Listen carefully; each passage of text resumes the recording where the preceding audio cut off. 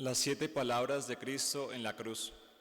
¿Por qué 7? Este número es bíblicamente signo de perfección, de plenitud.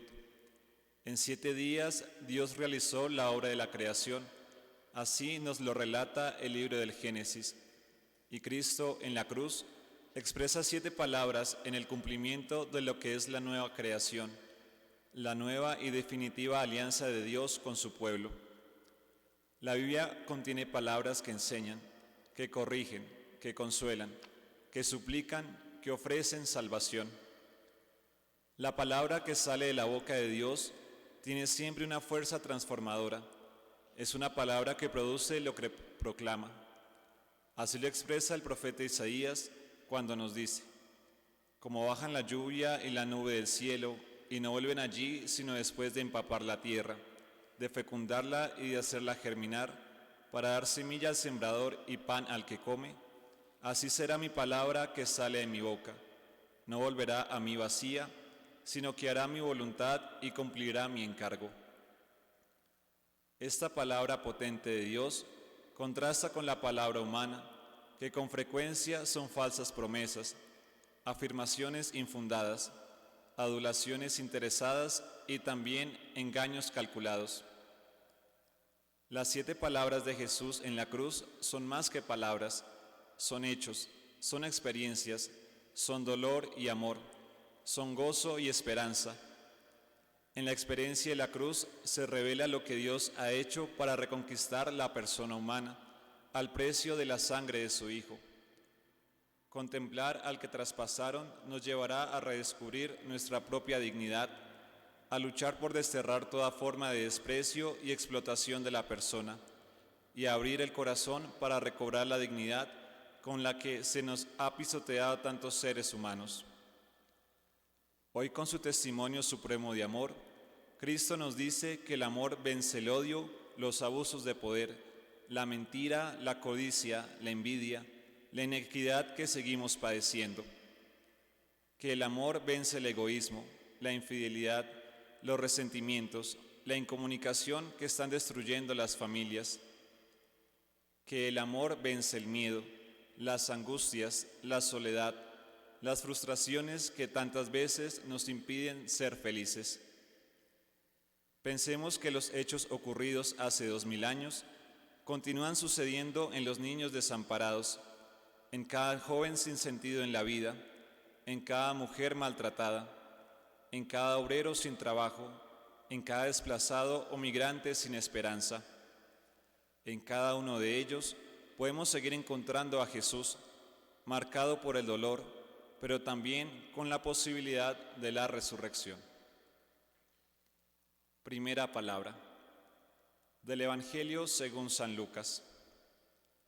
Cuando llegaron al lugar llamado La Calavera, crucificaron a Jesús y a los 2 malhechores, uno a su derecha y otro a su izquierda. Jesús decía: Padre, perdónalos, no saben lo que hacen. Después se hicieron un sorteo y se repartieron sus ropas. Palabra del Señor. Gloria a ti, Señor Jesús.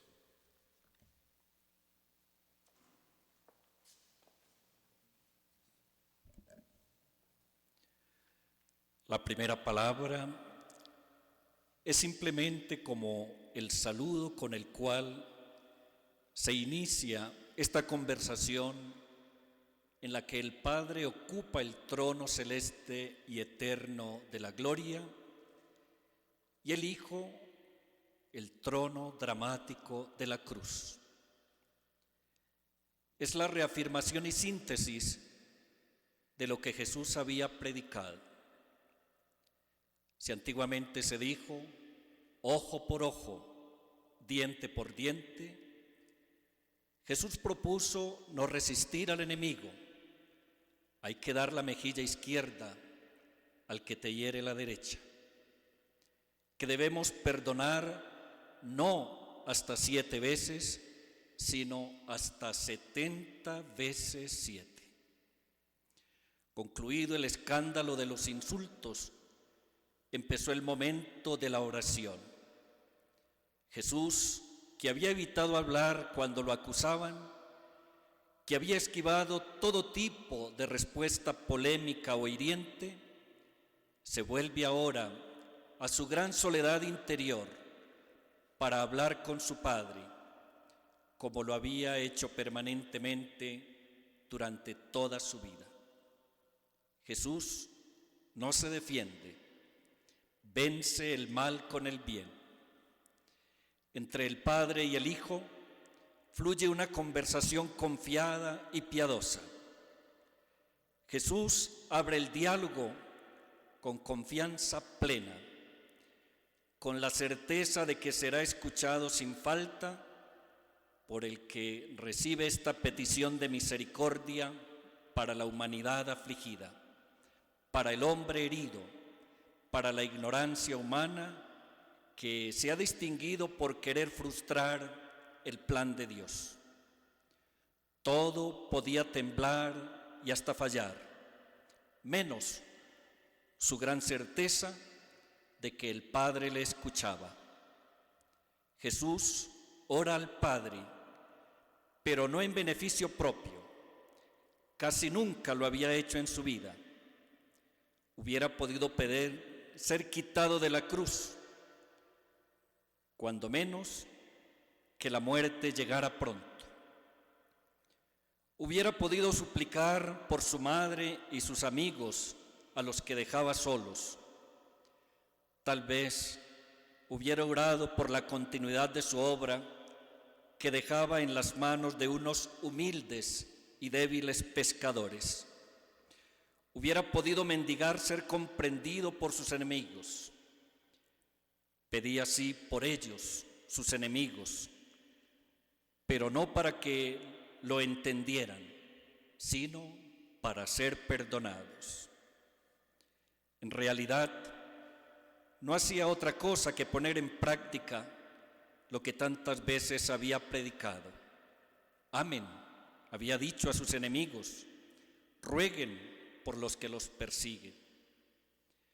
Ahora Jesús aprovechaba estos últimos momentos para realizar esa oración y esa súplica de perdón.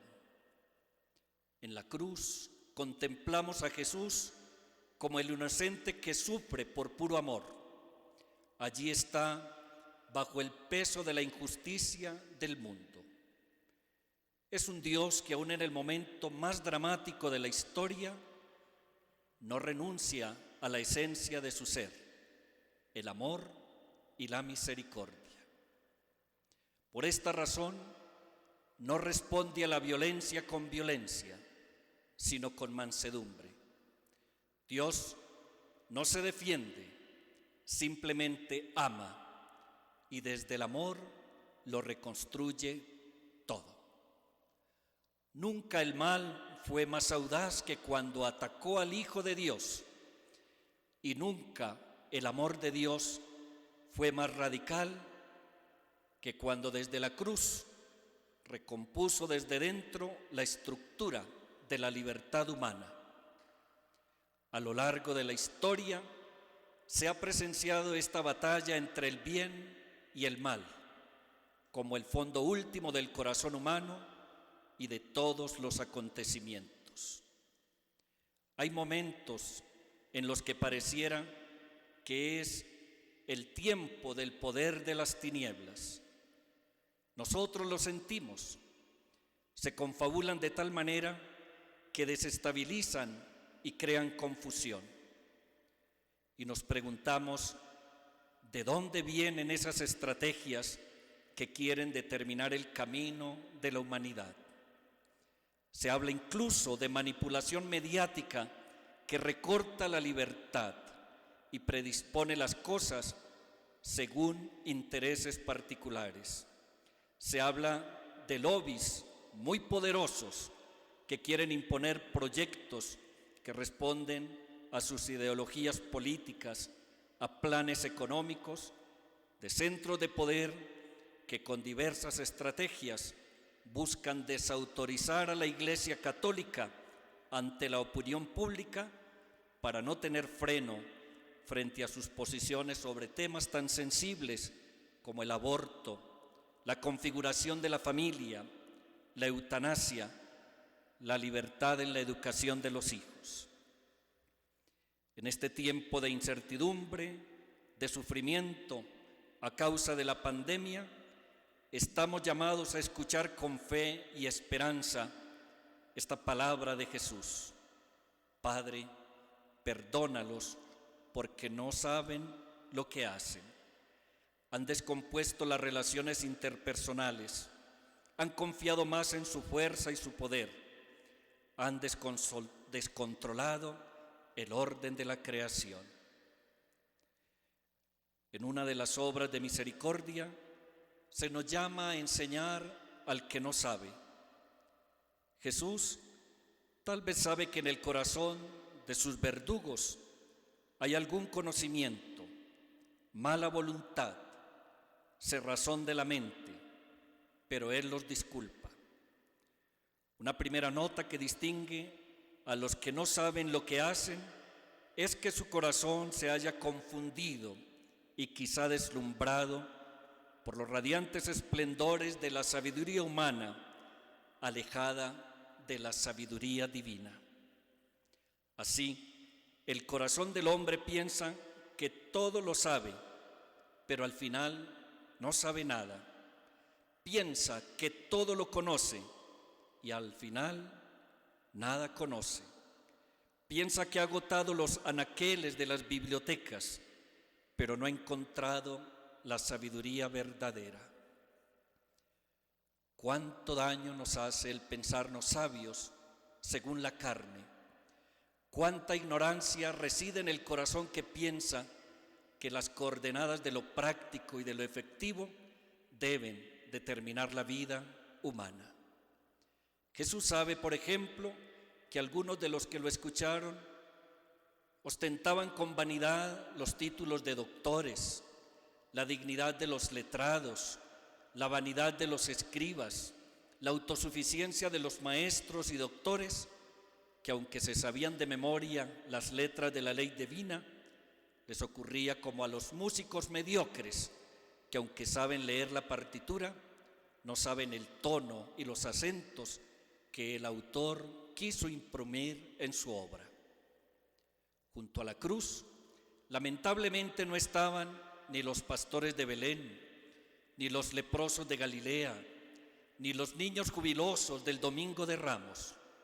Estos sí que lo sabían todo, estos sí que lo conocían todo, estos sí que podrían ser maestros, pues habían comprendido que el verdadero conocimiento no consiste en la fluidez de las palabras ni el rigor de las expresiones, sino en la actitud de un corazón que ve a Dios allí donde no lo pudo ver ni Herodes, ni Pilatos, ni Anás, ni Caifás, y menos la turba enardecida.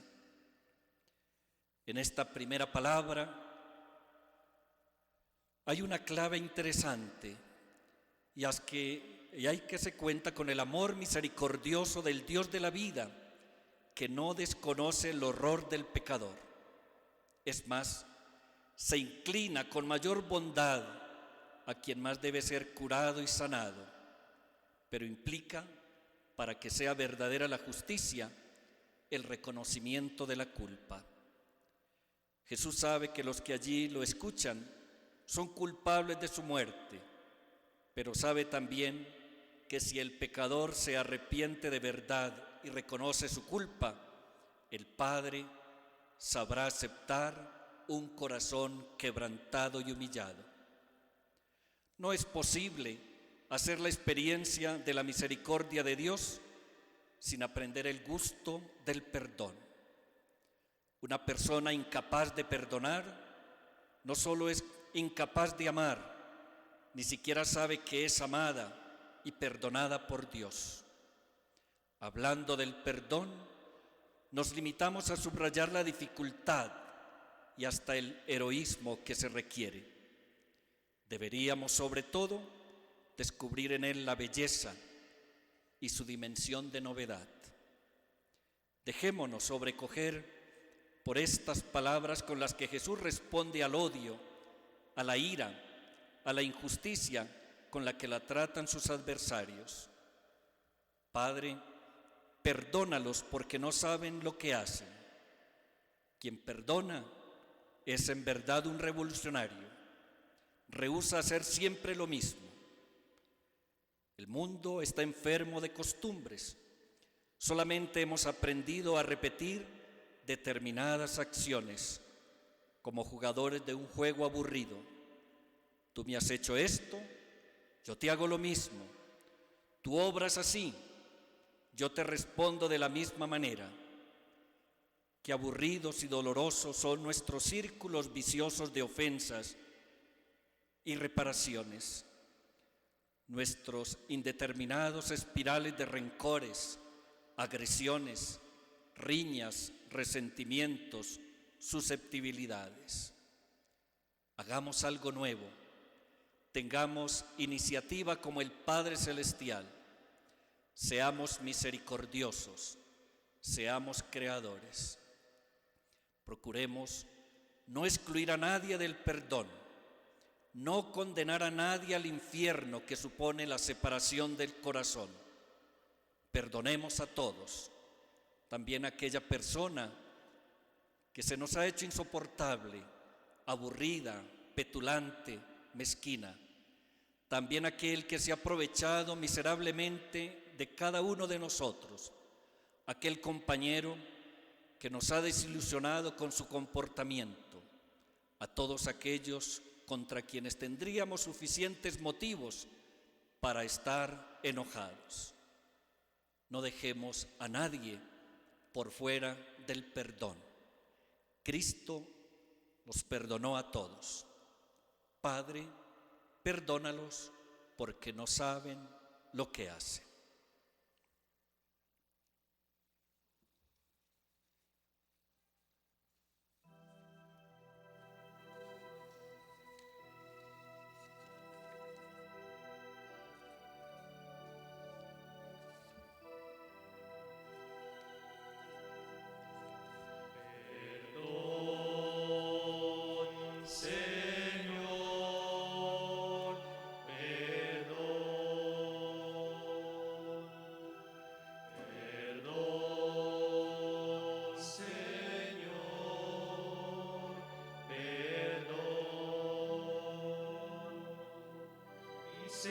Misericordia, mi Dios, por tu bondad, por tu inmensa compasión, borra mi culpa.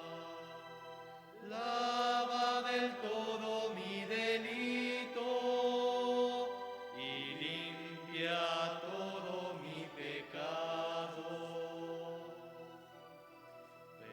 Perdón, Señor, perdón, perdón, Señor, perdón.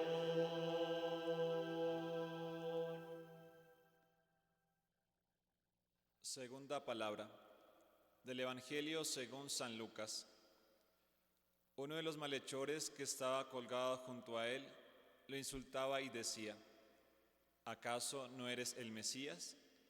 Sálvate a ti mismo y sálvanos a nosotros.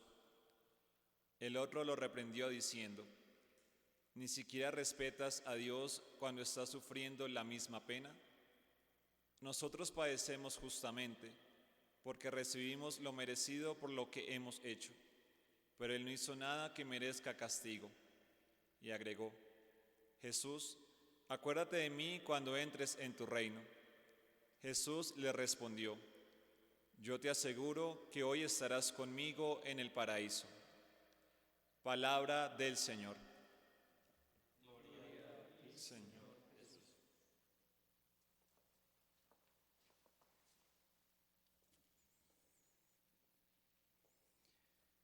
Jesús sufre y se desangra lentamente.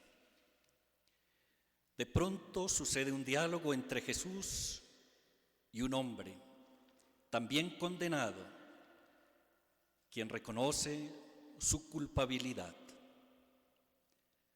Hay un breve diálogo pero en el que el malhechor le manifiesta una actitud puntual, una solicitud. Señor, acuérdate de mí cuando llegues a tu reino. Este hombre no desafía a Jesús como lo hace su compañero de suplicio. Por el contrario, confía en él. Este hombre aún conserva su dignidad y es capaz de escuchar su conciencia. Ante esta solicitud, Jesús responde inmediatamente con una contundente afirmación: en verdad te digo, hoy estarás conmigo en el paraíso. En verdad, palabra con la que Jesús indica que no hay engaño.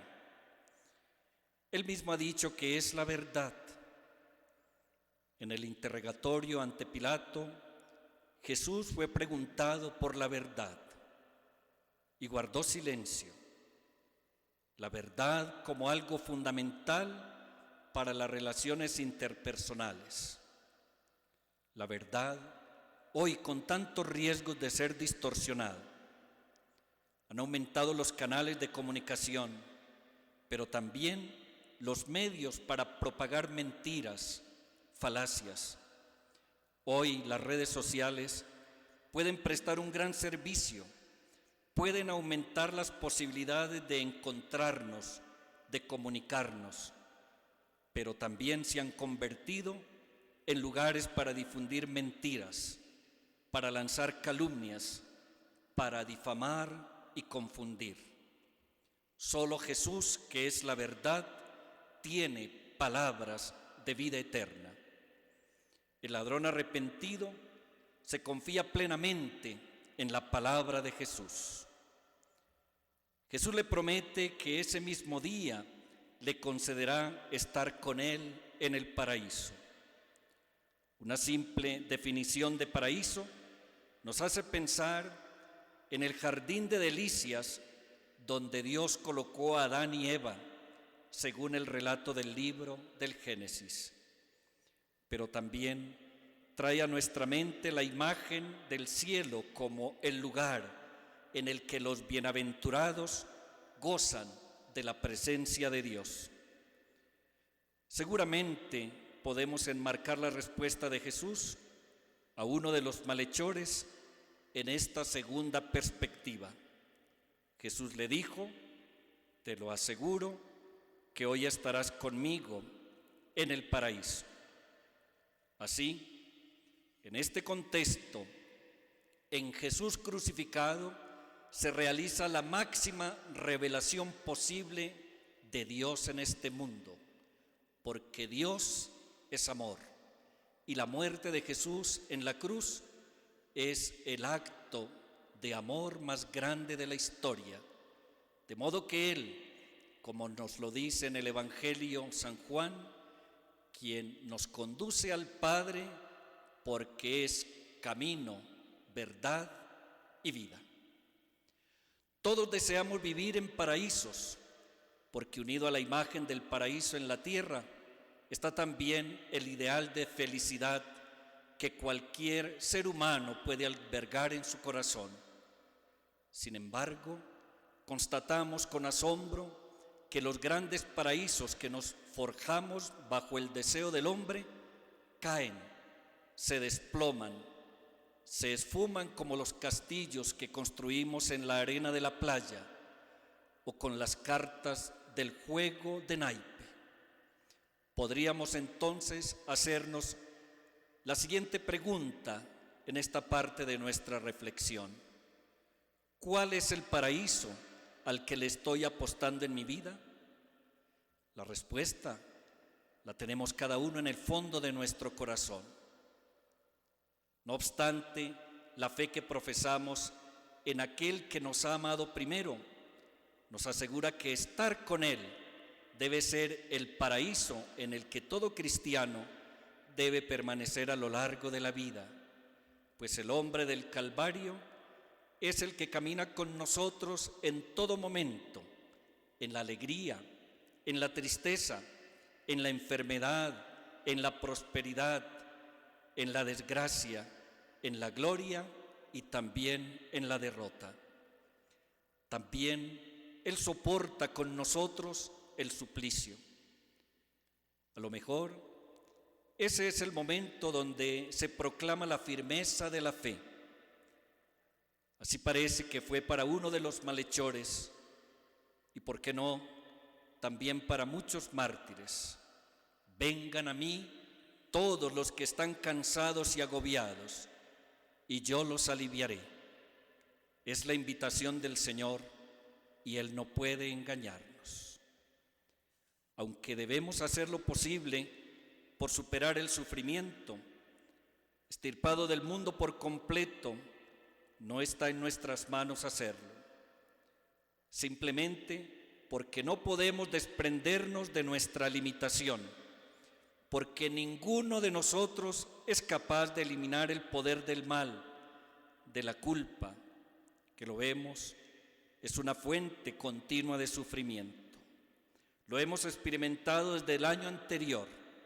No está en nuestras manos el control del mundo, de los agentes que ponen en riesgo la integridad de los seres humanos, como lo ha hecho un virus, una mínima partícula que nos ha distanciado, encerrado, empobrecido.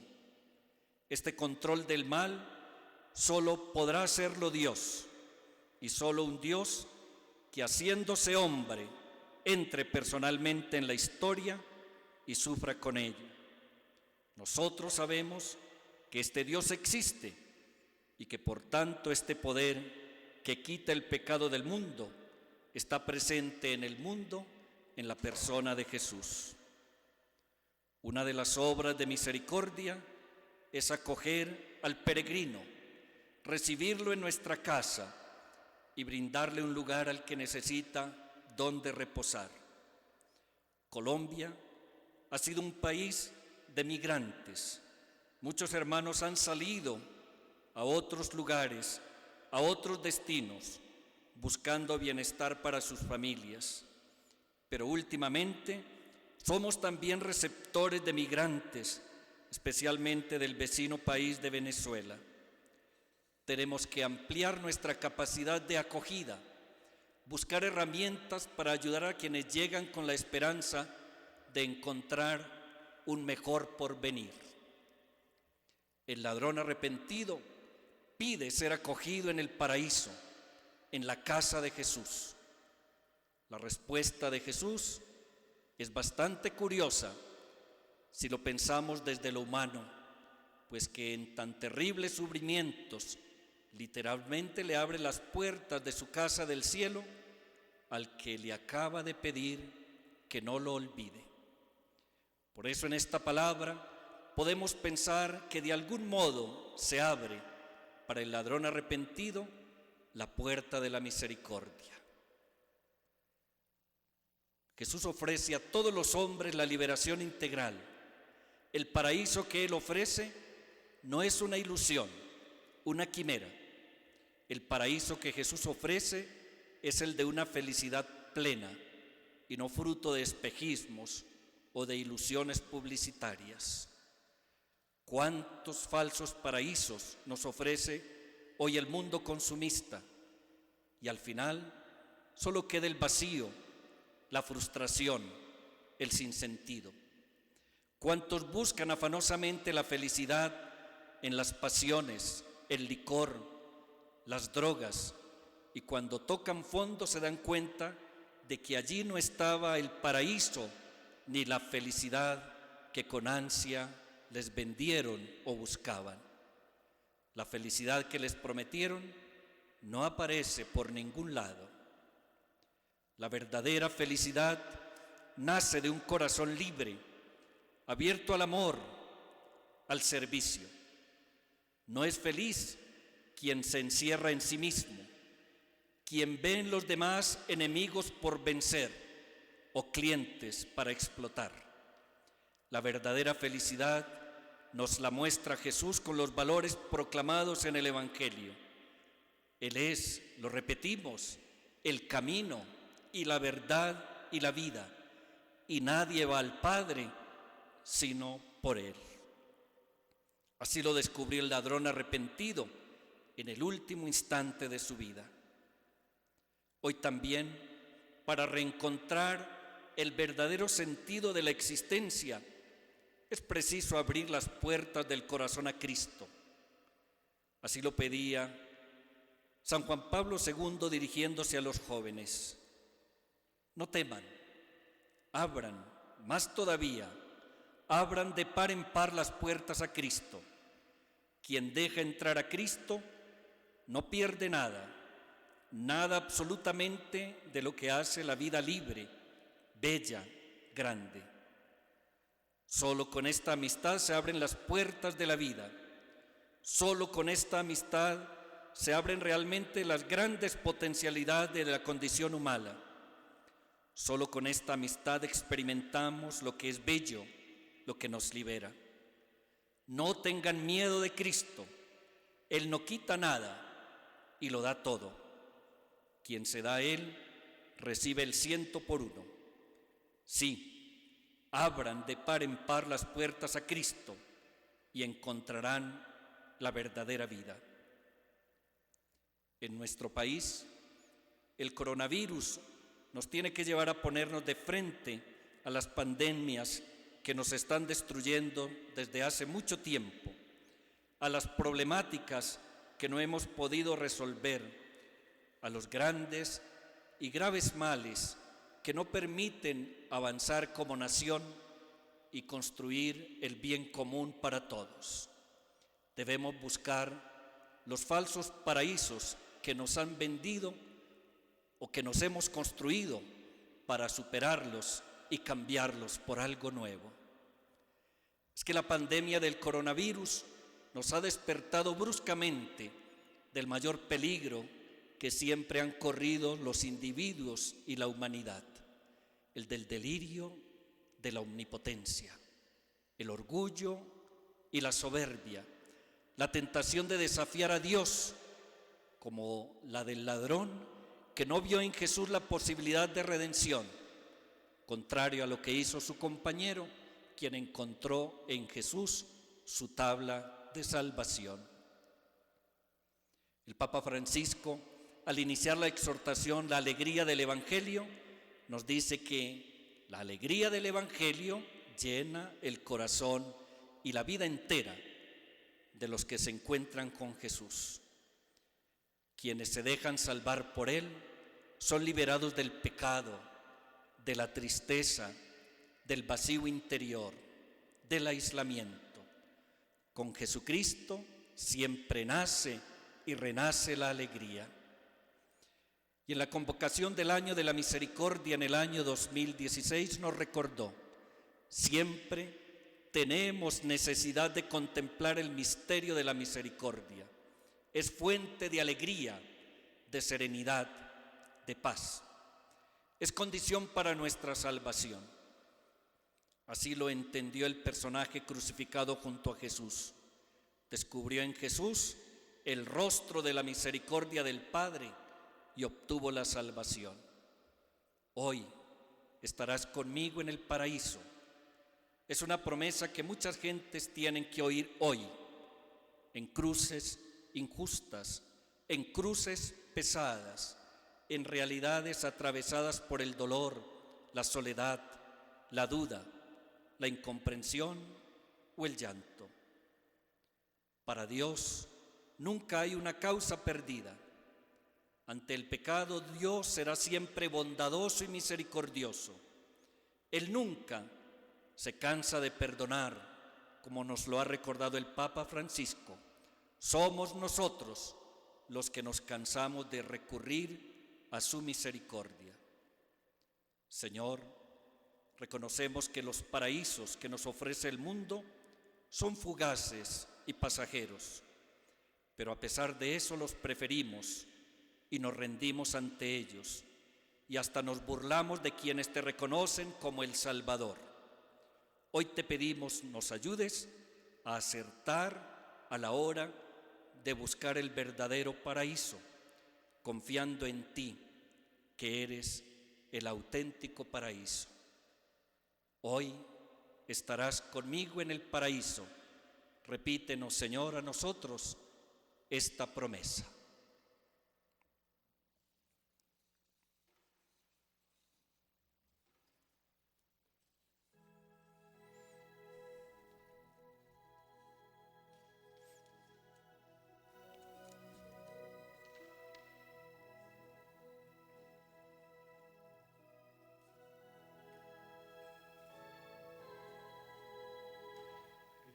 Rompe las cadenas, Cristo rompe las cadenas del pecado, Cristo rompe las cadenas y nos da su libertad.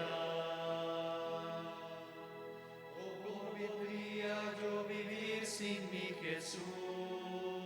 Si el fundamento de mi vida eres tú, tú me libraste del pecado y de la muerte. ¿Cómo podía yo vivir sin mi Jesús? Cristo rompe las cadenas, Cristo rompe las cadenas del pecado, Cristo rompe las cadenas y nos da su libertad.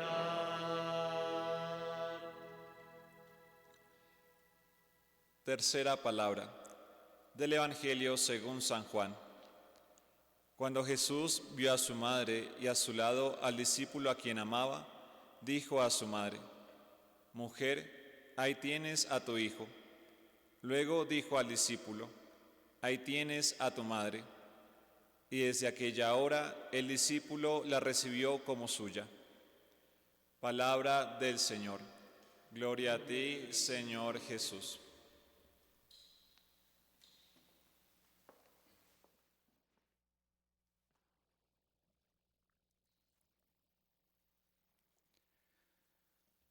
Solo imaginar este cuadro de dolor conmueve nuestras entrañas. María está junto a la cruz contemplando el desenlace fatal del Hijo amado. En la cruz, cuando Cristo sufría en su carne el dramático encuentro entre el pecado del mundo y la misericordia divina, pudo ver a sus pies la consoladora presencia de la madre y del amigo. Desde la cruz, Jesús distingue a su madre y le dirige esta palabra, cuyo significado trasciende lo que a simple vista pudiera significar. Es mucho más que una recomendación al discípulo de cuidar a la madre que, además de viuda, quedará sola. El sufrimiento que ella vive por la muerte de su hijo no será estéril, tendrá una fecundidad inesperada. María en el Calvario vuelve a ser madre. En Juan, Jesús entrega a su madre a todos los que a lo largo de la historia seguiremos al Maestro. María seguirá siendo madre para todos los que sigamos a Cristo con fe y con amor. En María podemos contemplar la grandeza de la maternidad, la importancia de la familia y la inviolabilidad de la vida humana. La madre y el hogar son punto obligado de referencia en la vida humana. Por tanto, cuando una sociedad permite y aún favorece que la mujer no sea valorada o no tenga las condiciones para vivir plenamente la maternidad y que se desintegre la familia, esa sociedad camina tristemente hacia su disolución. No puede prosperar una sociedad que, víctima de su egoísmo y para favorecer la comodidad de una vida frívola y sin los esfuerzos que piden los grandes ideales, no se abre a engendrar la vida o a protegerla hasta su término natural. A nivel mundial y también en Colombia hay un plan para legalizar el aborto, la eutanasia, la manipulación de embriones. Detrás de todo esto hay fines políticos, económicos e ideológicos, y grandes multinacionales lo respaldan. Para imponerlos se emplean con frecuencia engaños y se difunden mensajes con verdades parciales. Con estas confusiones y manejo del lenguaje se busca ganar a legisladores y jueces, desconcertar al personal sanitario y polarizar a la opinión pública. En este crucial instante, antes de dar por consumada la obra que el Padre le había encargado, Jesús le dijo a María: mujer, ahí tienes a tu hijo. Luego le dijo al amigo amado: ahí tienes a tu madre. Estas palabras de Jesús no quieren expresar una preocupación piadosa hacia su madre, sino una fórmula de revelación que manifiesta el misterio de una especial misión salvífica. Jesús nos deja a su madre como madre nuestra, madre de todo discípulo y madre de la Iglesia, ejemplo de lo que deberá ser siempre una madre con ideales nobles. Al pie de la cruz y en la hora suprema de la nueva creación, Cristo nos lleva a María. Él nos lleva a ella porque no quiere que caminemos sin una madre. Ella, que lo engendró con tanta fe, también acompaña el resto de sus hijos, a los que guardan los mandamientos de Dios y mantienen el testimonio de Jesús. Los católicos la recibimos con cariño, con respeto, la veneramos. Es para nosotros modelo de fe y de entrega a Dios. No estamos huérfanos, tenemos también una madre, a María. El Papa San Pablo VI decía: llenos de admiración, contemplamos a María firme en la fe, pronta a la obediencia, sencilla en la humildad, exultante en ensalzar al Señor, ardiente en la caridad, fuerte y constante en cumplir su misión hasta el holocausto de sí misma, en plena comunión de sentimientos con su Hijo, que sobre la cruz se inmolaba para dar a los hombres nueva vida. María es Madre de Misericordia, del Señor de la Misericordia. Desde el momento mismo de la encarnación y por pura misericordia de Dios, María Santísima es Madre espiritual de todos los creyentes en Cristo. Esta maternidad espiritual es confirmada de manera especial en el momento culmen de la vida del Señor, en el momento de la cruz, por el cual todos hemos sido redimidos. Esta maternidad espiritual de María es obra de la abundante misericordia de Dios. El Padre ha querido que por pura misericordia su unigénito fuera engendrado en el vientre virginal de aquella jovencita de Nazaret.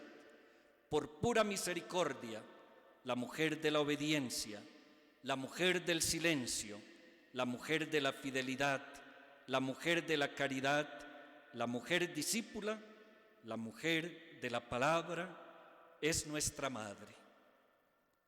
Ella miró al que traspasaron, miró al hijo de sus entrañas, lo miró con misericordia y en la persona del discípulo amado ha confirmado el amparo maternal de esta mujer para todos los cristianos de todos los tiempos. Con frecuencia escuchamos noticias sobre el maltrato a la mujer, de los feminicidios. En muchos sectores la mujer es explotada con fines comerciales, transformada en objeto de consumo. Se agudiza en muchos sectores la trata de personas, la prostitución. María viene para decirnos que la más alta dignidad está en ponerse en las manos de Dios, cumplir a cabalidad la misión encomendada tal como ella lo hizo. En María, sufriendo al pie de la cruz, están representadas todas las mujeres que también sufren hoy. Este cuadro de dolor junto a la cruz lo han vivido y lo siguen viviendo muchas mujeres de nuestra patria, muchas madres, aquellas a quienes la violencia les ha arrebatado sus hijos, unos asesinados, otros secuestrados, otros desaparecidos.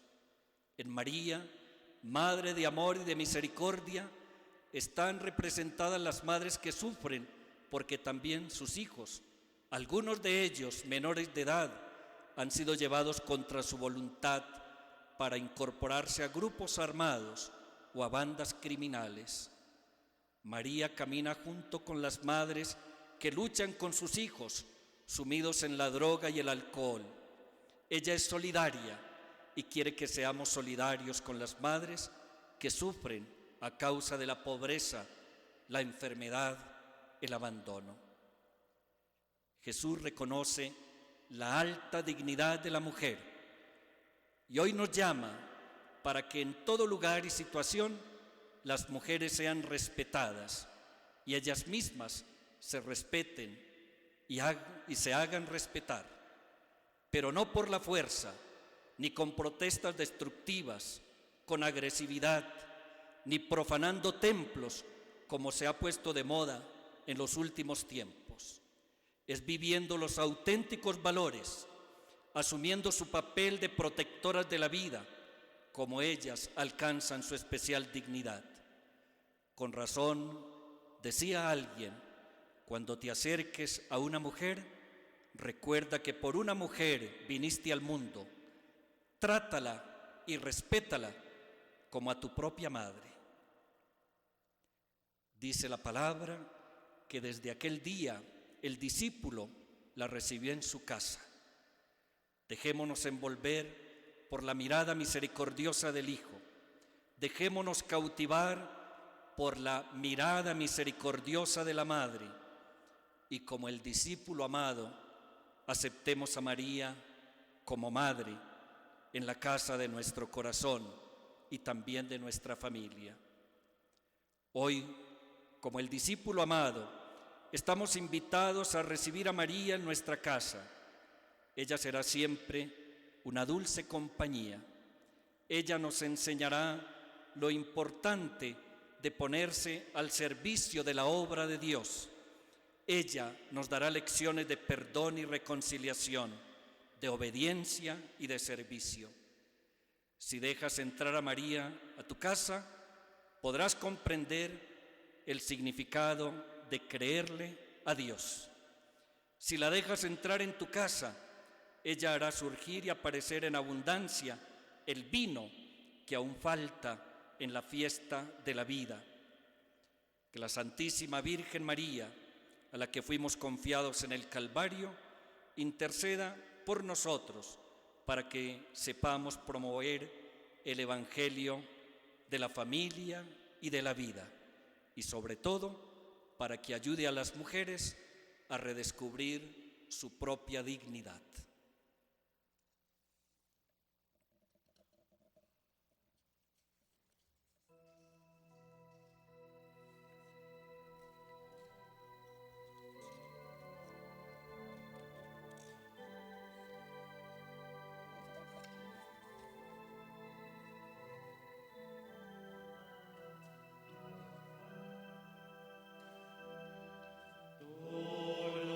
Dolorosa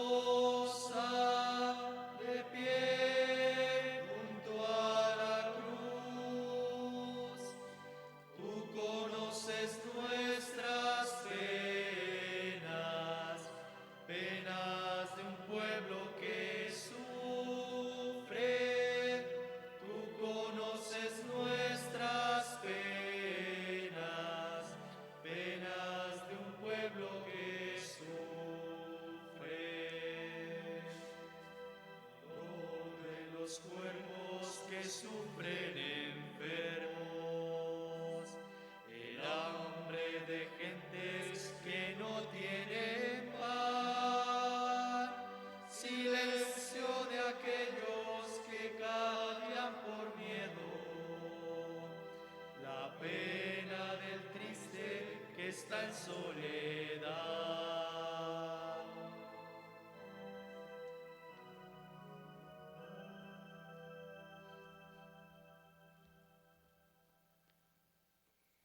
Cuarta palabra del Evangelio según San Marcos. Al llegar el mediodía, toda la tierra se oscureció hasta las 3 de la tarde. A esa hora Jesús gritó con fuerza: Eloí, Eloí, lema sabactani, que significa: Dios mío, ¿por qué me has abandonado? Algunos de los presentes decían al oírlo: Mira, llama a Elías. Palabra del Señor. Gloria a ti, Señor Jesús.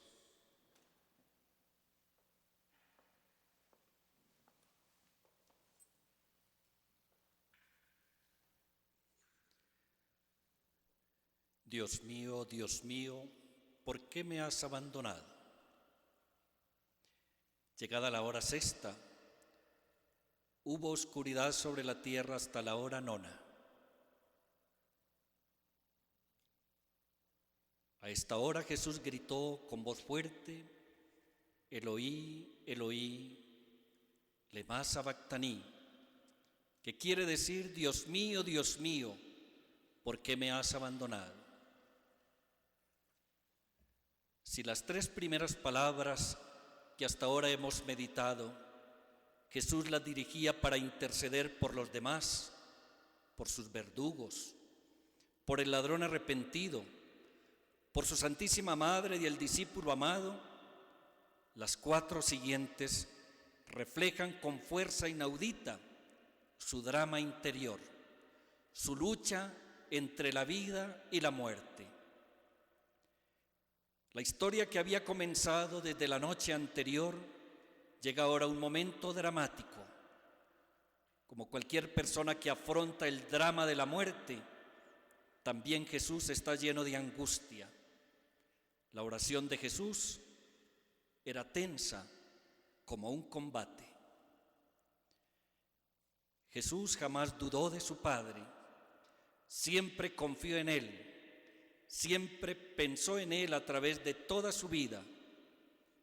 Pero a la hora de la muerte, en un determinado momento, al verse clavado en la cruz y rodeado de enemigos que se burlaban de Él, que lo insultaban, de discípulos que ahora lo niegan y huyen, Jesús experimenta la sensación de la soledad, del abandono de su Padre, y entonces lanzó esa especie de queja en la cual a la vez expresa su profunda confianza filial. En el Cristo abandonado nos reconocemos nosotros mismos cuando atravesamos la noche del dolor lacerante, de la soledad en que nos dejan los que se van. Reconocemos a los niños que no tienen hogar, los jóvenes que van a la deriva por la vida, los pobres de todos los tiempos, los que se han quedado en el mundo sin consuelo ni esperanza. ¿Quién no tiene momentos de noche oscura, de soledad, de inseguridad, de incertidumbre? Momentos en que parece que se cierran los caminos, momentos en que parece que las decisiones son equivocadas. ¿Quién no se pregunta tal vez por un instante, quizá fugaz pero punzante, ¿y dónde está Dios ahora? ¿No es acaso la pregunta que ha rondado por la cabeza de muchos a raíz de la crisis sanitaria que padecemos? ¿Dónde está Dios?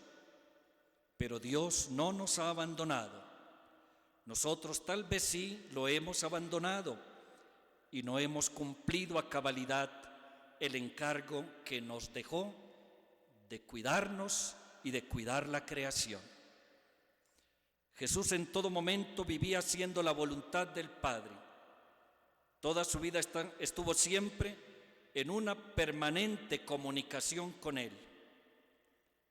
Los evangelistas nos presentan que todas sus jornadas estuvieron precedidas y acompañadas por la profundidad de una oración que le permitía entrar en intimidad con Dios.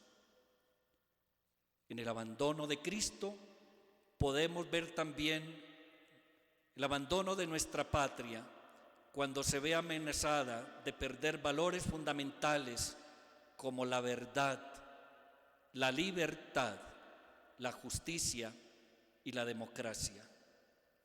Dios mío, ¿por qué me has abandonado? No es el derrumbamiento total del crucificado, sino la experiencia de quien se ha hecho pecado para cargar sobre sus hombros la salvación del mundo. Dios mío, ¿por qué me has abandonado? También este puede ser el grito de muchos creyentes hoy, pero no podemos perder la esperanza. No es que a Dios no le importe lo que ahora nos está sucediendo, ni que nos esté infringiendo un castigo. Es que nosotros tal vez no le habíamos dado la importancia que merece su palabra, su evangelio de vida, y por esto nos pasan situaciones difíciles. Hemos dañado nuestra relación con Él, con nosotros mismos, con los demás, con la creación. A pesar de tantos logros técnicos y científicos, hemos provocado desorden, caos, confusión. Hay tormentas políticas, cálculos económicos que pudieron haber ocasionado esta tempestad y podemos tener la tentación de reclamarle a Dios y ponerlo como el responsable de lo que tal vez hemos nosotros causado. Jesús se hace semejante en todo a nosotros, menos en el pecado. Asume nuestra frágil condición humana, el dolor, el sufrimiento, la soledad, incluso la muerte. En esta cuarta palabra podemos descubrir la solidaridad de Jesús con todas aquellas personas que hoy viven grandes sufrimientos, pruebas y angustias. Es el grito de quienes sufren a causa de una dolorosa enfermedad, de los que pierden a un ser querido a causa de la guerra y el desamor, de los que mueren de hambre y de sed, de los que no tienen un techo y les toca dormir bajo un puente, de los que no tienen abrigo, de los condenados injustamente, de los niños que son maltratados, explotados y abusados, de todo ser humano que sufre en soledad. Esa pregunta pide una respuesta, una explicación, una luz que la capacidad de comprender el sentido de lo que es la vida humana tal vez no logramos vislumbrar. Son cada día más numerosos los que se plantean o los que acometen con nueva penetración las cuestiones fundamentales. ¿Qué es el hombre? ¿Cuál es el sentido del dolor, del mal, de la muerte, que a pesar de tantos progresos hechos subsisten todavía? ¿Qué hay después de esta vida? Cree la Iglesia que Cristo, muerto y resucitado por todos, da al hombre su luz y su fuerza por el Espíritu Santo, a fin de que podamos responder a su máxima vocación. Igualmente, cree la Iglesia que la clave, el centro y el fin de toda la historia humana se halla en su Señor y Maestro, Cristo Jesús. Frente a tantos interrogantes que nos planteamos los seres humanos, Dios responde: ¿puede una madre olvidar a su niño de pecho o dejar de amar al hijo que ha dado a luz? Aunque ella se olvidara, yo no me olvidaré de ti. Jesús crucificado y resucitado es la respuesta del corazón misericordioso del Padre a la humanidad, que busca una respuesta a su tristeza, a su angustia, a su dolor y a su sufrimiento. Tanto amó Dios al mundo que le dio a su Hijo único, para que todo el que cree en Él no se pierda, sino que tenga vida eterna. Jesús crucificado se une a todos los que están agobiados por el peso de la cruz. Recoge las miserias, las fatigas, las agonías y sufrimientos de los seres humanos. Le dice a todos los que hoy se sienten tentados a desconfiar de Dios por el peso de sus penas y dolores, por las dificultades de la vida, que Dios está con ellos y sufre con ellos, que no pierdan la esperanza. Antes bien, nos invita a seguir su ejemplo de confianza y abandono en los brazos del Padre misericordioso y providente. Padre, en tus manos encomiendo mi espíritu. En este tiempo en que seguimos viviendo la incertidumbre, el sufrimiento, la escasez, es necesario revitalizar nuestra fe, nuestra confianza en Dios. Estábamos llevando tal vez una vida muy agitada, con un ritmo frenético, con una confianza exagerada en nuestras propias posibilidades. Pero este virus ha venido para que reaccionemos y reconozcamos que estamos en las manos del Creador, que somos criaturas frágiles, necesitadas del amor de Dios y de su misericordia. Esta no es una situación para alejarnos de Dios, ni para desconfiar de su poder. Todo lo contrario, este es un tiempo para el retorno a Dios y obedecer a sus mandatos. Como Él lo ha prometido, su yugo es llevadero y su carga ligeras. Con el salmista, pongamos nuestra confianza en el Señor. El Señor es mi pastor, nada me falta. En verdes praderas me hace recostar, y aunque camine por cañadas oscuras, nada temo, porque tú vas conmigo, tu vara y tu cayado me sosiegan.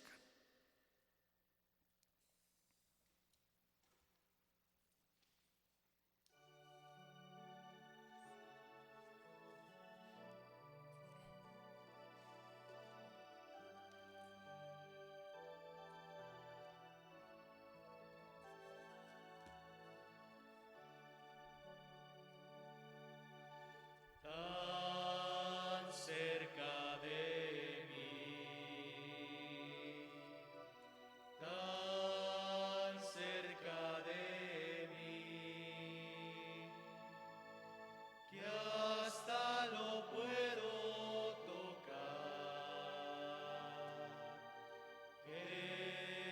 Jesús está aquí. Míralo a tu lado por la calle, caminando entre la multitud. Muchos ciegos van sin quererlo ver, llenos de ceguera espiritual. Tan cerca de mí, tan cerca de mí, que hasta lo puedo tocar. Jesús está aquí.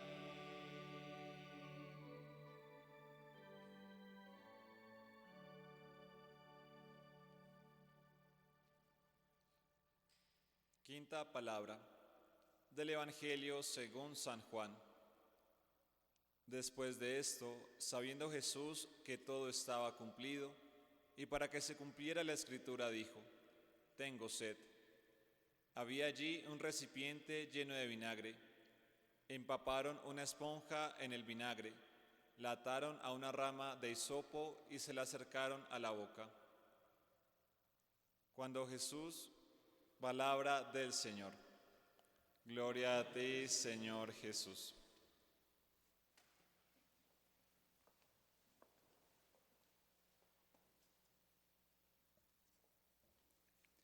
Tengo sed.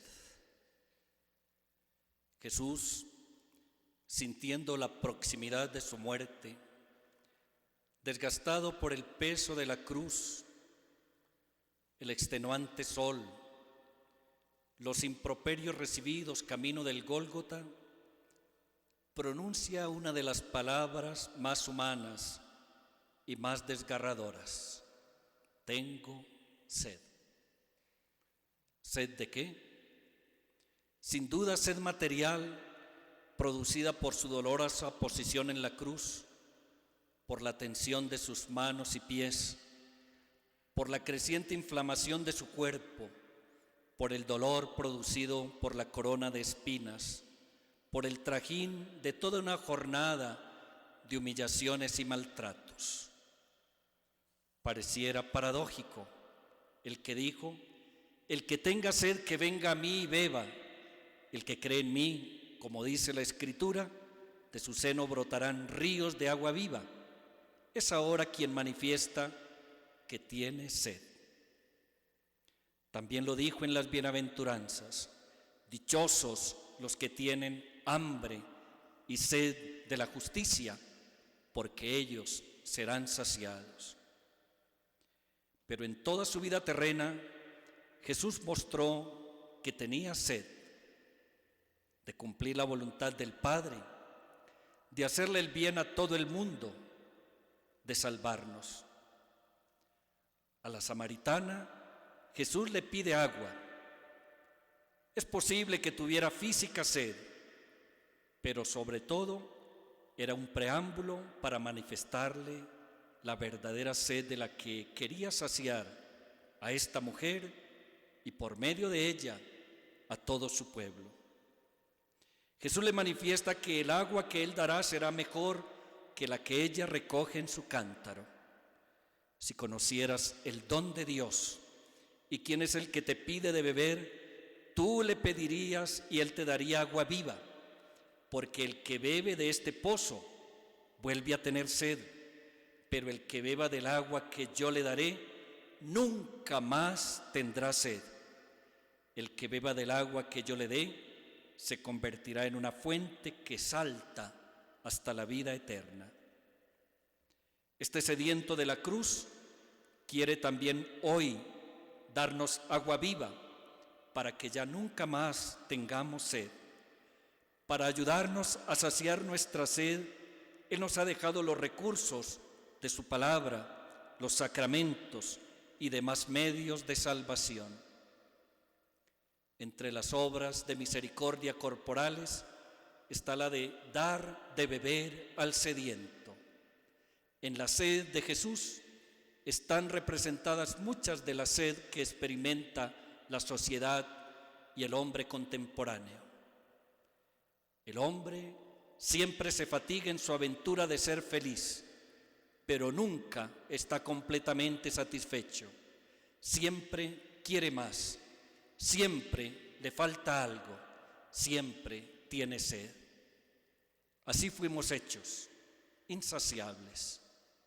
Nuestra sociedad hoy también está sedienta de darle sentido a la propia existencia, sedienta de justicia, de paz, de reconciliación. Infortunadamente, la sociedad de consumo nos propone inútilmente saciar nuestra sed, llevándonos a un mundo fantasioso e ilusorio. Esa sociedad de consumo fabrica, ofrece y vende artículos de toda clase y nos convence de que son absolutamente necesarios para calmar nuestra sed de felicidad. Cada vez aumenta más el consumo de drogas y alucinógenos de quienes buscan saciar la sed, evadiendo la propia realidad. Preocupa la creciente adicción hacia los juegos de azar que crea en la persona una verdadera dependencia psicológica con un comportamiento compulsivo frente a las frustraciones de la vida. Y así, por muchos caminos, los seres humanos buscamos saciar la sed de felicidad. En este grito de Jesús en la cruz, se hace suya la sed de la humanidad. Hombres y mujeres sedientos que anhelan un un lugar donde establecerse y echar raíces, jóvenes que anhelan un futuro, una razón, una ilusión para vivir, niños sedientos de amor y comprensión, ancianos sedientos de compañía, de una palabra de comprensión, de una ayuda desinteresada, pueblos sedientos de paz, de justicia y de equidad. Jesús ha venido para ofrecer la plenitud al corazón humano. Jesús hoy también nos dirige un grito para decirnos que sigue teniendo sed. Él quiere acercarse, no ya para recibir el humillante vinagre, sino para calmar la sed de todos los que sufren abandono, de los extraviados, de los que caminan por el mundo sin encontrar sentido y razón a su existencia. Jesús tiene el deseo de calmar la sed de los padres de familia que buscan orientación, capacidad de diálogo, comprensión, tolerancia. Tiene sed de que los consagrados y sacerdotes estemos cada vez más comprometidos con el anuncio del Evangelio y lejos de pretensiones humanas. Sed de que los ministros y consagrados seamos ajenos a los lujos, a los placeres y escándalos que tanto fatigan a nuestros fieles, que demos verdadero testimonio de la presencia de Dios en el mundo. Jesús clama porque sigue teniendo sed. ¿Y qué le queremos ofrecer hoy para que Él pueda calmar esta sed? Él quiere que le ofrezcamos lo mismo que Él nos da: perdón para nuestros hermanos, respeto para nuestros semejantes, gestos de paz, actos de misericordia, ejerciéndola como Él lo pidió. Tuve hambre y me dieron de comer, tuve sed y me dieron de beber, estuve enfermo y me visitaron, peregrino y me alojaron. ¿Cuándo, Señor? Cada vez que lo hicieron con uno de estos pequeños, lo hicieron conmigo. En fin, Jesús tiene sed de que podamos construir un mundo más humano, más fraterno. El Señor tiene sed de que comencemos a ser de verdad cristianos católicos, con identidad, con compromiso. El emérito Papa Benedicto XVI nos ha dicho: no se empieza a ser cristiano por una decisión ética o una gran idea, sino por el encuentro con un acontecimiento, con una persona, Jesucristo, quien da un nuevo horizonte a la vida y con ello una orientación decisiva. Necesitamos encontrarnos con Jesús como la samaritana para comprender que es Él quien nos ofrece el don de Dios para saciar definitivamente nuestra sed. Nuestra sociedad, nuestra patria está sedienta, pero no siempre acierta en el encuentro de la verdadera fuente para calmar esta sed. Ante la fatiga y el cansancio, experimentamos el deseo de calmar nuestra sed. Es la sed natural, pero en estos tiempos de pandemia estamos experimentando sed en varias direcciones. Sed del encuentro con los otros, sed de empleo digno para muchos. Estamos sedientos de encontrar paz interior, sedientos de encontrar razones para seguir luchando. No obstante las adversidades, el Señor nos sigue diciendo que Él es la fuente que nos da el agua que salta hasta la vida eterna. Hay por doquier voces que pregonan que tienen sed, voces de pena, voces de llanto, voces que reflejan los dolores del mundo. Tu voz en la cruz, Señor, recoge todos esos clamores de la humanidad rota y sedienta. Hoy también, en medio de este aislamiento, de este virus que ha trastornado nuestra cotidianidad, estamos sedientos, Señor. Qué frágiles y mortales somos, qué envanecidos y soberbios hemos vivido, qué dislocados y engañados nos han tenido, pero ahora queremos reconocer que eres la fuente que puede saciar definitivamente nuestra sed.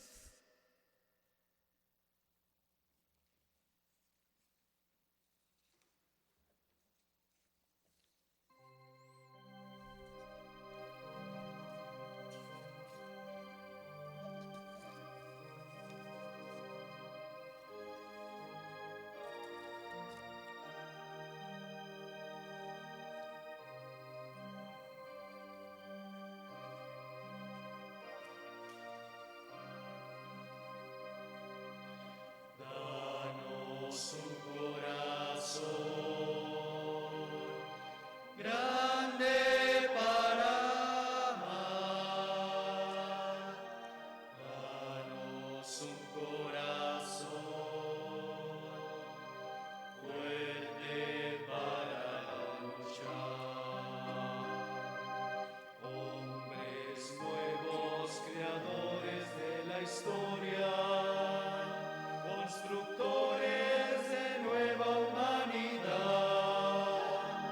hombres nuevos que viven la existencia como riesgo de un largo caminar. Danos un corazón grande para amar.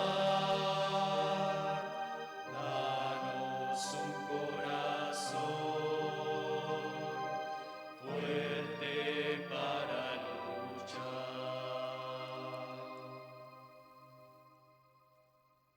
Sexta palabra del Evangelio según San Juan. Cuando Jesús bebió el vinagre, dijo: todo se ha cumplido. E inclinando la cabeza, entregó el Espíritu.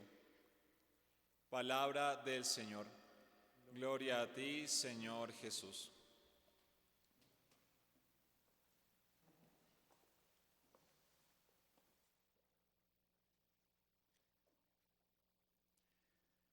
Todo está cumplido. Jesús estuvo siempre pendiente de cumplir la voluntad del Padre. Mi alimento consiste en hacer la voluntad del que me envió y llevar a cabo su obra. Así respondió Jesús a sus discípulos cuando le insistían: Maestro, ¿te traemos algo de comer? Y cumplió la voluntad del Padre buscando a los pecadores para llevarlos hasta Dios. Pasó por el mundo haciendo el bien. Curando a los enfermos, manifestó que el reino de Dios había llegado. Predicó con insistencia el amor de Dios Padre, su infinita misericordia. Dio de comer a las multitudes hambrientas. Acogió a los pecadores públicos y a las adúlteras a las que ofreció la ternura de Dios. Acogió a los oprimidos, a quienes ofreció la liberación de la injusticia y la iniquidad. Fustigó a quienes aparentaban estar al lado de Dios, pero en cambio estaban llenos de hipocresía. Y la plena manifestación del cumplimiento de la voluntad del Padre la realiza en el sometimiento a la muerte y muerte de cruz. Próximo a padecer, se dirigió al Padre con esta súplica: si es posible, aparta de mí este cáliz, pero que no se haga mi voluntad, sino la tuya. A todos se nos ha confiado una misión que cumplir, y nadie nos puede reemplazar en esta misión. Somos insustituibles. Solo nosotros podemos cumplir esa misión que Dios nos confió. No estamos aquí en la tierra para vivir a lo que venga, como dicen los muchachos, a lo que salga. No estamos aquí por accidente. Fuimos elegidos por Dios en Jesucristo desde toda la eternidad. Tenemos vocación de eternidad. Qué gratificante cuando escuchamos decir con conciencia tranquila a alguien. Tengo la satisfacción del deber cumplido, porque he hecho bien mi tarea, porque he cumplido la misión, porque he obrado correctamente sin haber hecho daño a nadie. Desde el hogar, los padres de familia, con mucho respeto y amor, deben ayudar a sus hijos a descubrir cuál es la misión que Dios les ha confiado, sin intereses particulares y egoístas. Hay que ayudarles a que descubran sus propias cualidades, sin condicionar su futuro por una profesión lucrativa que solo dé réditos económicos. En nuestra sociedad hay crisis de responsabilidad, se le teme al compromiso. Se alega y reclama el libre desarrollo de la personalidad, pero en el fondo es búsqueda del camino fácil, o lo peor, una evasiva para no llevar a cabo los propios compromisos, las propias responsabilidades. En muchas personas, sus deberes de fe están afectados, condicionados por el estado de ánimo, por el sentimiento, por el gusto. ¿No hemos escuchado a algunos bautizados que manifiestan: yo vivo en unión libre porque no me gusta el matrimonio? Es que yo voy a misa cuando me siento bien, alegan otros. O yo no me confieso porque no me gusta y ese sacerdote puede ser más pecador que yo. Estas no son justificaciones. Cuando hay verdadero sentido de fe, compromiso cristiano, no nos podemos dejar llevar por el gusto. No es cuestión de sentimiento, es convicción, responsabilidad, respuesta de gratitud a Dios. El bautismo nos comprometió con Dios en la Iglesia y el resto de la vida desde la fe debe ser procurar el robustecimiento de esa condición mediante lo que el Señor ha dejado para ello, los sacramentos. La palabra y los sacramentos, que no son cuestión de gusto, corresponden a nuestra condición de hijos de Dios y miembros de la familia de Dios, su Iglesia.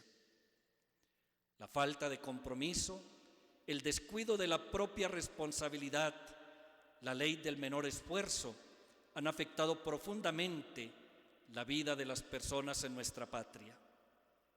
La estadística del número de bautizados no corresponde a la vivencia de lo que implica el compromiso bautismal.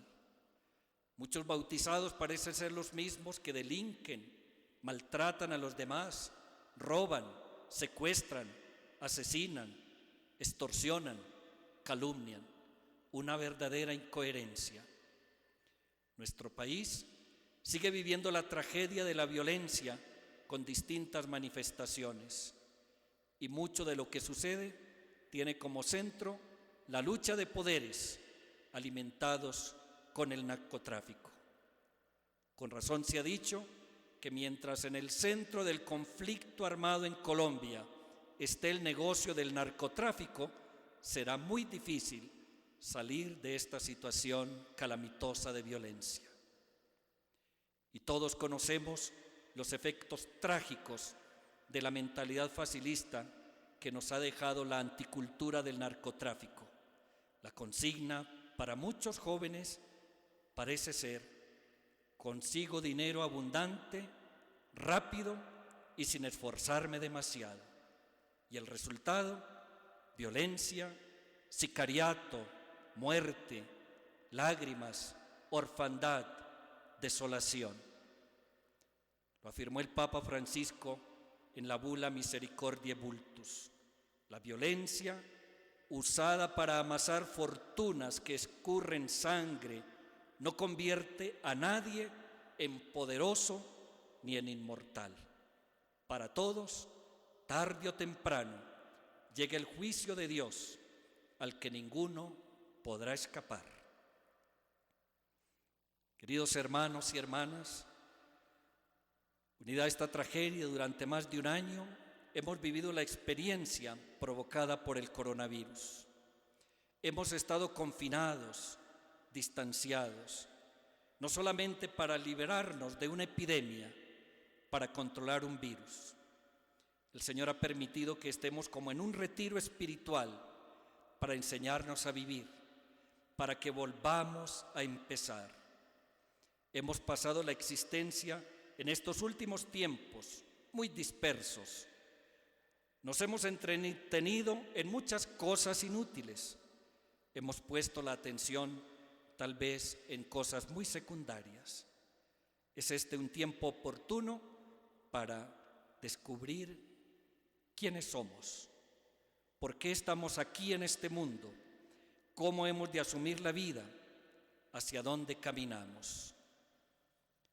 Debemos estar atentos porque también quienes han estado comprometidos en su fe pueden correr ahora el riesgo de que esta situación de sufrimiento, de poca asistencia al templo, de la no recepción de los sacramentos, se convierta en una actitud permanente a que nos enfriemos espiritualmente y pensemos que la relación con Dios no es tan importante.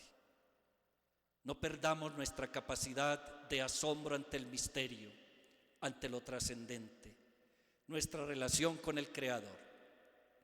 Debemos asumir con San Pablo aquello de que nada podrá apartarnos del amor de Cristo, ni el sufrimiento, ni la angustia, ni la persecución, ni el hambre, ni la pobreza, ni la muerte, ni la vida. Nada nos aparte del amor de Dios manifestado en Cristo Jesús. Qué satisfacción acostarse cada día y poder mirar hacia atrás y decir: estuvo bien, todo lo he hecho bien, a conciencia. Qué alegría cuando se siente que se ha hecho lo que se tenía que hacer. Sí, mañana de nuevo comenzará el esfuerzo diario, pero por lo menos hasta ahora he hecho bien las cosas. No he hecho daño a nadie, estoy en el camino de Dios. Todos tenemos nuestras luchas, pequeñas o grandes, nuestros compromisos que nos cuestan sudor y a veces lágrimas, pero queremos vivir. Cada día tiene algo de tarea y misión. Que nosotros podamos decir lo mismo al fin de nuestra vida en la tierra, después de habernos esforzado las 24 horas del día por cumplir nuestro deber. Todo está cumplido, estoy en tus manos, Señor.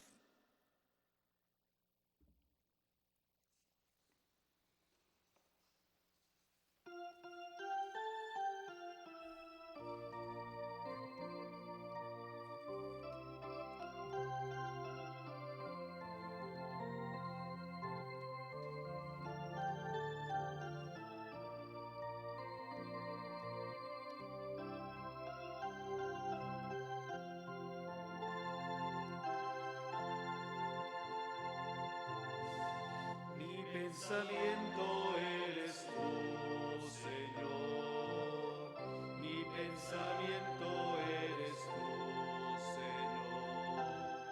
Mi pensamiento eres tú, Señor. Mi pensamiento eres tú. Porque tú me has dado la vida.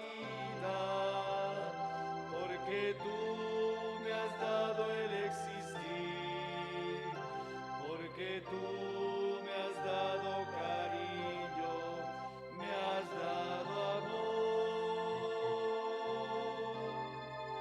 porque tú me has dado la vida, porque tú me has dado el existir, porque tú me has dado cariño, me has dado amor.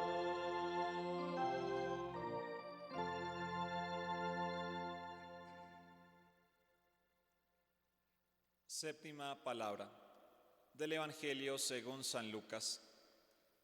Y Jesús, dando un fuerte grito, dijo: Padre, en tus manos entrego mi espíritu.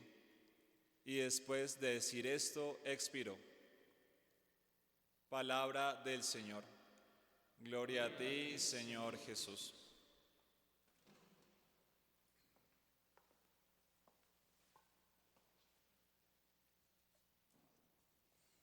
Padre, a tus manos encomiendo mi espíritu. En la primera palabra, Jesús se dirigió a su Padre pidiendo perdón por sus verdugos. Igualmente, en la última, se dirige al Padre para entregar su espíritu, toda su vida. En el patíbulo, mientras la vida se apaga, Jesús no deja de ser el Hijo de Dios. En aquel momento, todos los sufrimientos y las muertes son asumidas por la divinidad. Si el grano de trigo cae en tierra y no muere, queda infecundo, pero si muere, da mucho fruto. En Cristo se está cumpliendo esta palabra pronunciada por sus mismos labios. Hay que morir para vivir. Es la consigna que nos ha dejado nuestro Señor. Jesús muere, pero su muerte es comienzo de nueva vida. Él declaró que ha venido para que tengamos vida y la tengamos en abundancia. Toda su vida, desde Belén hasta el Calvario, ha sido un itinerario de amor, de sencillez, de perdón, de compasión, de misericordia. Ha predicado con autoridad porque el Espíritu del Señor está en él. Ha curado enfermos, aún en sábado, porque es mejor salvar una vida que perderla. Ha dado de comer a los hambrientos, para luego enseñarles que no solo de pan vive el hombre, sino de toda palabra que sale de la boca de Dios, y que no hay que buscarlo solo para llenar el vientre, sino que hay que desear y buscar el pan que da vida eterna. Ha perdonado los pecados, pues el Hijo del Hombre tiene poder en la tierra para perdonar pecados. Ha rescatado pecadores públicos, porque hay más alegría en el cielo por un pecador que se convierta que por 99 justos que no tienen necesidad de conversión. En definitiva, Jesús ha realizado la obra que el Padre le encomendó. En verdad, Él es el rostro de la misericordia del Padre. Con la mirada fija en Jesús y en su rostro misericordioso, podemos percibir el amor de la Santísima Trinidad. La misión que Jesús ha recibido del Padre ha sido revelar el misterio del amor divino en plenitud. Lo que movió a Jesús en todas las circunstancias no fue sino la misericordia con la cual leyó el corazón de sus interlocutores y respondía a sus necesidades más reales. Cuando encontró a la viuda de Naín, que llevaba a su hijo único al sepulcro, sintió gran compasión por el inmenso dolor de la madre en lágrimas y le devolvió a su hijo, resucitándolo de la muerte. También la vocación de Mateo se coloca en el horizonte de la misericordia. Pasando delante de la mesa de los impuestos, Jesús fijó los ojos en Mateo y le dijo: sígueme. Fue una mirada cargada de misericordia que perdonaba los pecados de aquel hombre señalado como pecador. Entregando el Espíritu al Padre, Jesús continúa su misión a través de los discípulos, a través de la Iglesia. La Iglesia tiene la misión de anunciar la misericordia de Dios, corazón palpitante del Evangelio, que por su medio debe alcanzar la mente y el corazón de toda persona. La esposa de Cristo hace suyo el comportamiento del Hijo de Dios, que sale a encontrar a todos, sin excluir a ninguno. En nuestras parroquias, en las comunidades, en las asociaciones y movimientos, en fin, donde quiera que haya cristianos, cualquiera debería poder encontrar un oasis de misericordia contemplando a Jesús crucificado. En su muerte encuentra luz nuestras tinieblas, consuelo nuestro llanto, ánimos nuestros desalientos, perdón nuestros pecados, alegría nuestras tristezas, mansedumbre nuestras intolerancias, misericordia nuestras venganzas. La muerte, aún sin perder su perfil trágico, muestra un rostro inesperado, el rostro misericordioso del Padre que ha entregado su Hijo por amor a la humanidad. A tus manos encomiendo mi espíritu. Es la palabra final con la que Jesús sintetiza su obra redentora. El Padre Dios, rico en misericordia, después de haber revelado su nombre a Moisés como Dios compasivo y misericordioso, lento a la ira y rico en amor y fidelidad, no ha cesado de dar a conocer de varios modos y en muchos momentos de la historia su naturaleza divina. En la plenitud del tiempo, cuando todo estaba dispuesto según el plan de salvación, envía a su Hijo nacido de la Virgen María para revelarnos de manera definitiva su amor. Jesús de Nazaret, con su palabra, con sus gestos, con toda su persona, revela la misericordia de Dios y hoy la prolonga a través de su esposa la Iglesia. Lo dirá el testimonio posterior de los apóstoles. Jesús, durante su vida mortal, pasó haciendo el bien. Ahora retorna a la interioridad del Padre que lo ha enviado. Desde su eternidad sigue ejerciendo como mediador de la nueva y definitiva alianza. Cristo muere y es bajado para ser puesto en el sepulcro, pero no todo se queda allí. La muerte no tiene la última palabra. Vencerá, resucitará, y no como una venganza para con quienes lo han ultrajado, humillado y asesinado, sino para cumplir la promesa de darnos nueva vida después de haber cumplido la voluntad del Padre. Seguimos viviendo nuestra Semana Santa, aún en medio de esta situación de incertidumbre, de sufrimiento. Al término de esta reflexión de las 7 palabras, llamo a todos los creyentes y personas de buena voluntad para que Jesús entre en sus corazones. Llamo a las familias para que dejen entrar a Jesús a sus hogares, a sus vidas. Él es un huésped indispensable para aprender a vivir y poder ir a lo fundamental. No podemos olvidar que el hogar, la familia, es el centro de la sociedad. Es el refugio más grande y bello para cada uno de nosotros. Cuántas tristezas, frustraciones han venido al mundo por destruir la familia. Sin familias verdaderas no hay sociedad justa, estable, con desarrollo integral para todos.